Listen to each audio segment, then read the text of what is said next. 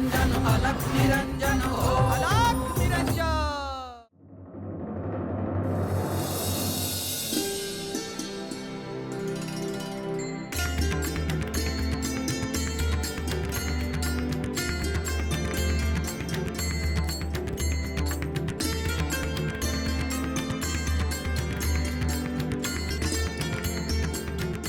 आदेश।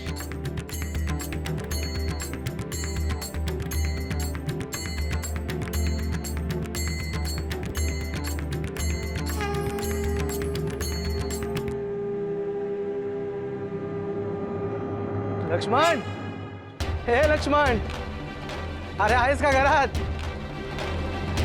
कोण? अरे ये. काय रे? अरे ते साधू बुवा आले होते. अरे मग मला आधी का नाही सांगितलं? अरे आधी त्यांना भिक्षा दिली, त्यांना तात्काळ ठेवणं बरं दिसतंय का? हा, अरे मला पाया तरी पडायला मिळालं असतं रे त्यांच्या. काळजी नको करूस. हे बघ, याच वाटेने पुढे गेलेत ते. जा लवकर जा, पाया पड त्यांच्या, जा. हा.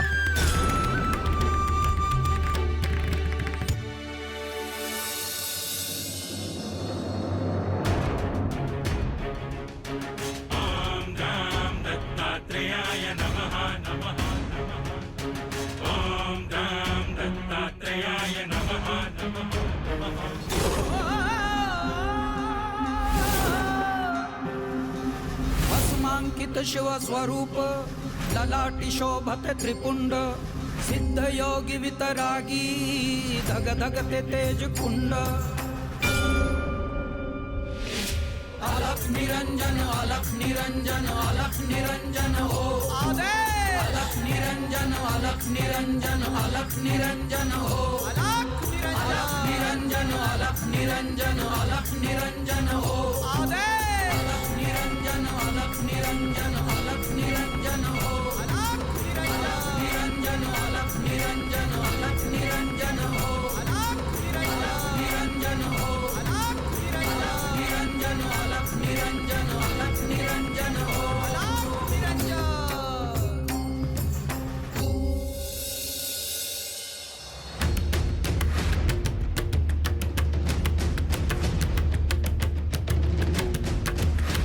आता तर इथं होते, कुठं गेले काय माहित.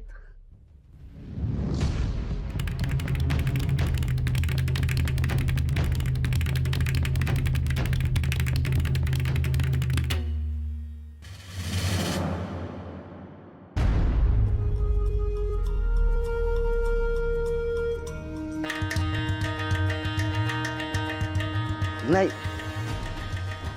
ते साधू बुवा काही दिसले नाही.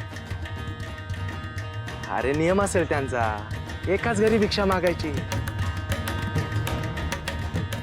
वहिनी आणि गोदा त्यांच्या दर्शनाला गेल्या असतील. त्यांची भेट होते की नाही काय माहित. अरे त्यांची एवढी भक्ती आहे, त्यांना नक्की दर्शन मिळेल बघ.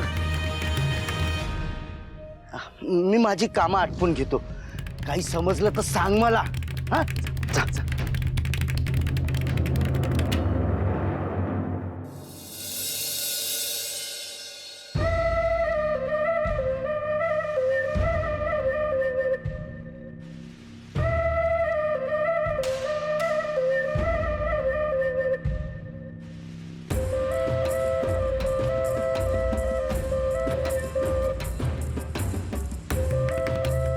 इथे तर कोणीच नाही.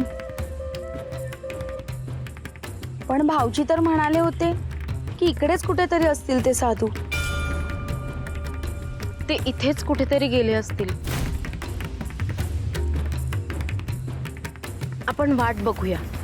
आपण पाणी घेऊन आलो आहोत तर अभिषेक करू. हो चला.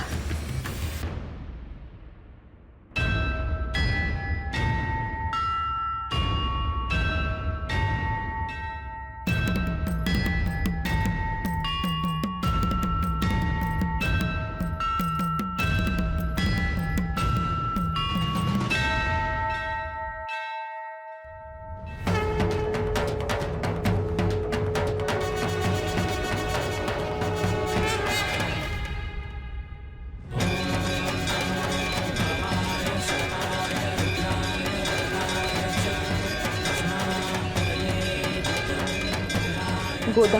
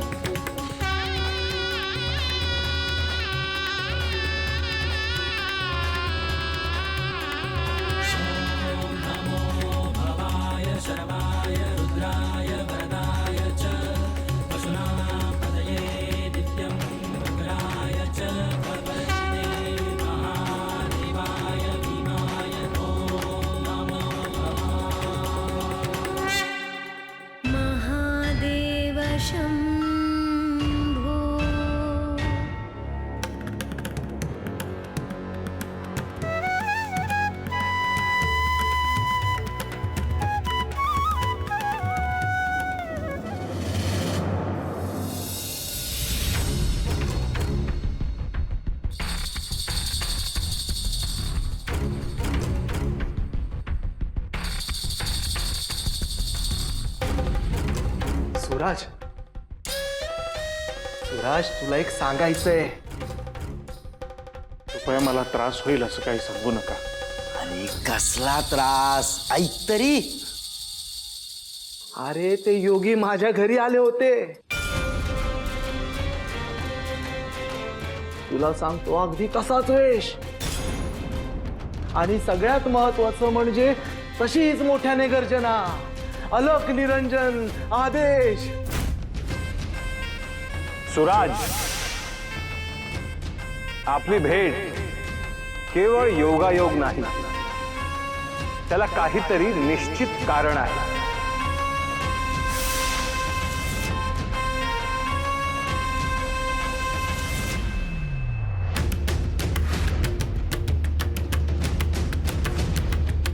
ते इथे आले त्याला नक्की काहीतरी कारण आहे.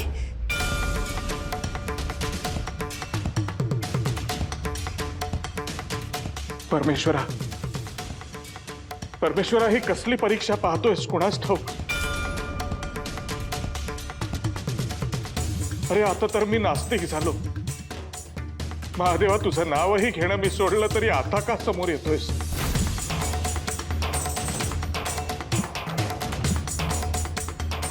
बाबांनो, आता माझा कशावरही विश्वास नाही राहिला. सुराज, हे बघ, तू कितीही टाळायचा प्रयत्न केलास ना, तरी उद्या ते योगी तुझ्या समोर आले तर तुला माहीत असावं म्हणून सांगितलं रे बाबा. हे बघ, वहिनी त्यांचं दर्शन घ्यायला गेलंय, त्यांची भेट होईल, त्यानंतर काही गोष्टी कळतीलच.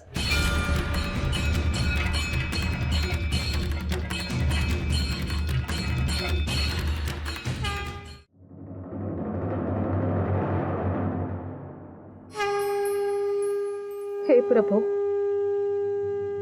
माझं अंतर्मन मला सांगत आहे, तुम्ही काहीतरी संकेत देत आहात.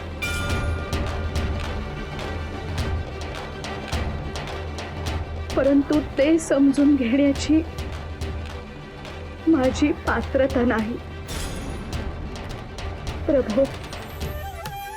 परंतु तुमचे अस्तित्व मला जाणवत आहे. तुम्ही कोणत्याही रूपात दर्शन दिले तरी माझ्या आयुष्याचं सार्थक होईल.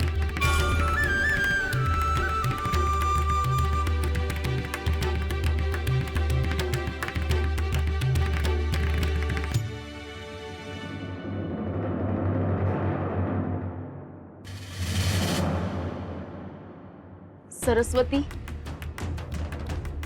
हे गावात जे कोणी योगी आले आहेत त्यांची आणि तुझी भेट लवकरच होईल.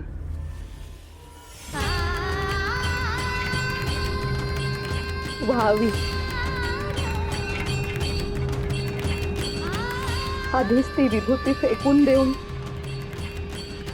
खूप मोठी चूक झाली आहे. पण त्यानंतर त्या बालकाचे काय झाले असेल, तो कुठे असेल,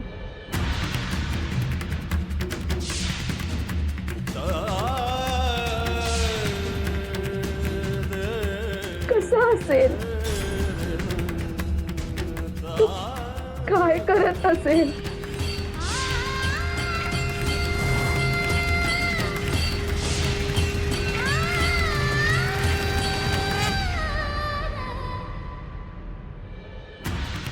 त्याला बालपणीच सगळं आठवत असेल का?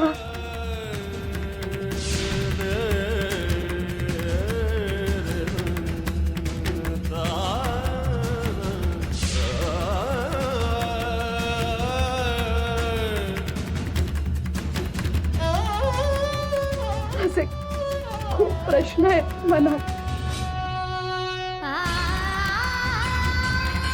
अगं, ते योगी भेटले की आपण विचारू त्यांना.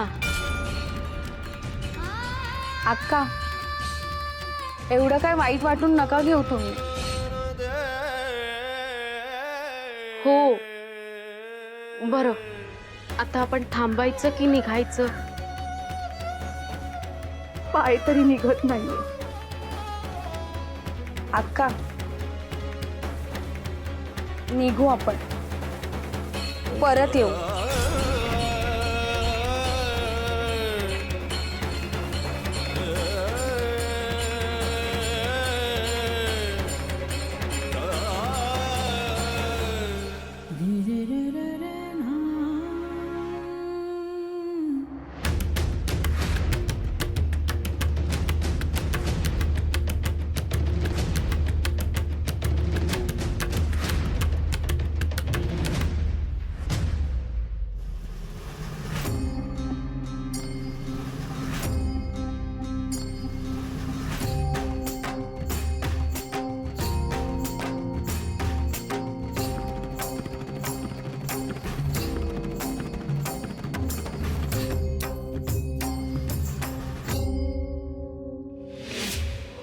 निरंजन अलख निरंजन अलख निरंजन हो आदेश अलख निरंजन अलख निरंजन अलख निरंजन हो आदेश अलख निरंजन अलख निरंजन अलख निरंजन हो अलख निरंजन हो अलख निरंजन.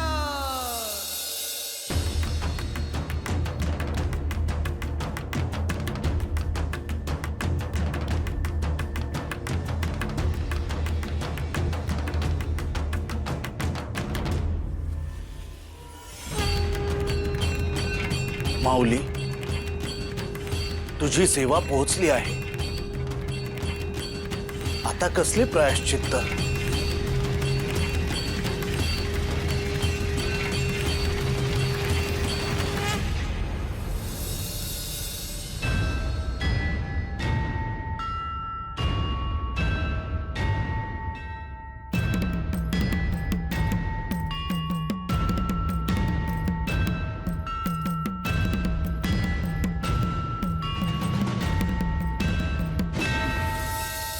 नाथ पंथाचे कार्य अत्यंत व्यापक आणि चिरंतन आहे.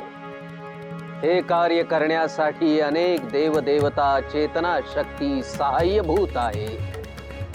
परंतु नाथ परंपरेच्या यापुढील यात्रेत आदिशक्तीचे सहाय्य आवश्यक आहे. जयंती मंगला काली, भद्रकाली कपालिनी, दुर्गा शिवा क्षमा शांती, दुर्गा क्षमा शिवा धात्री, स्वाहा स्वधा नमोस्तुते, नमोस्तुते.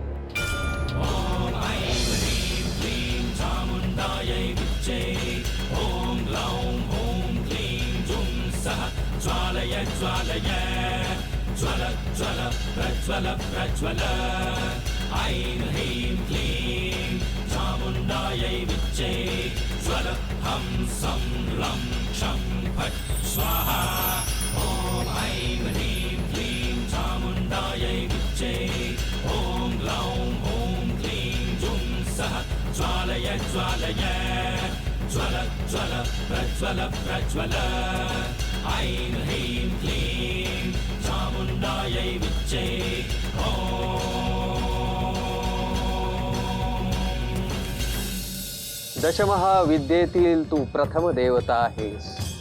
माते, माझे वंदन स्वीकार कर.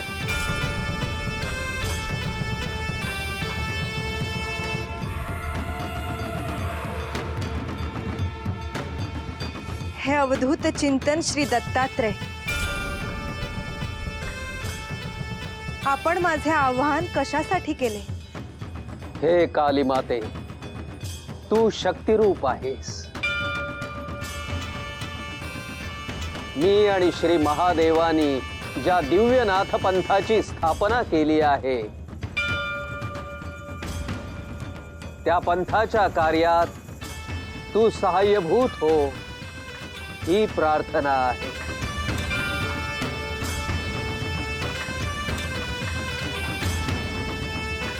मच्छिंद्र, गोरक्ष, गहिनी, जालंधर केवळ या नाथांनाच नव्हे, तर भविष्यात येणाऱ्या नाथांनाही तू शक्ती दे. नाथ परंपरेत ज्या शाबरी मंत्राची रचना होईल, त्या शाबरी मंत्राची जो आराधना करेल, त्यास तू सहाय्यभूत हो. तसेच जो नाथ परंपरेस अभिवादन करेल, नाथांवर श्रद्धा ठेवील, त्याचे तू कल्याण कर आई.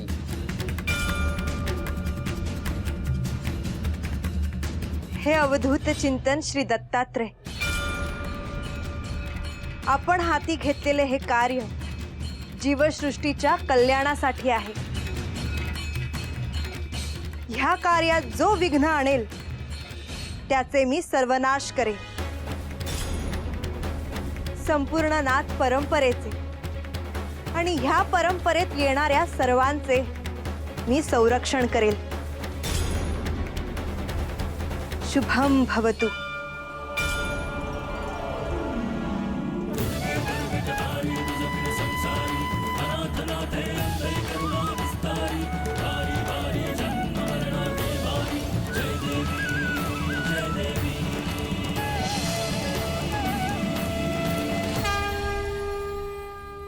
मच्छिंद्रनाथा, गोरक्षनाथा, ही शक्ती मी तुमच्याकडे प्रवाहित करतो.